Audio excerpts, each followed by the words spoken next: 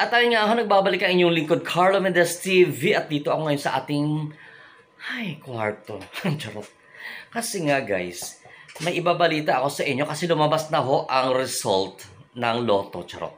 Lumabas na ho ang resulta ng noontime rating show noong Saturday. At ito, magulat kayo guys. Wait lang. At ito nga ho, lumabas na ang noontime rating nung Saturday. At ito, magulat kayo, may katarantaduhan na naman itong Kantar. Kantar. ABS-CBN ba may-ari ng Kantar, Philippines? Mantakin niya, ito naka-layover sa screen ninyo guys ha. Pasensya na kayo kasi hawak-hawak ko yung phone. Wala ho akong tripod, sinira ng aso ko magaling. Ayan.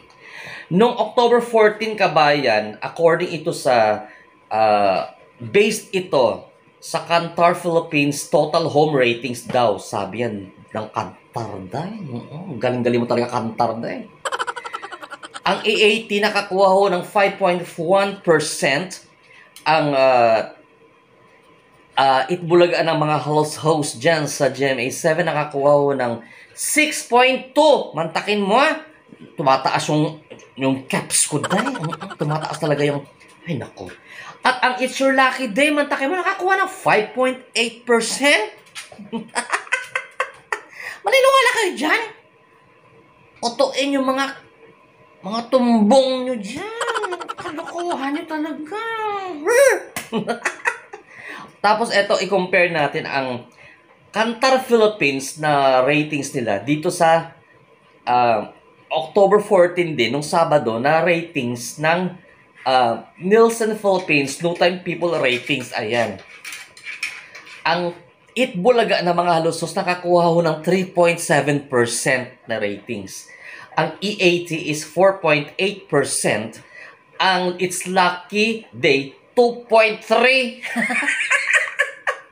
Pugaday. Tapos sa Kantar, pagkataas-taas, wow, di kayo na Kantar. Oh, loka. Yung sabagay, di ako nagtataka sa Kantar kasi dati yung It's Showtime umabot ng 8% ba yun or 7%? Pinalabas nila na gano'n. Puga itong Kantar na ito, de. Anong kantarantaduhan yung Kantar? Kantarantaduhan talaga, de. Pero sa bagay, Kantar, pag igigihan nyo yan, para hindi na makabalik ng It's Showtime.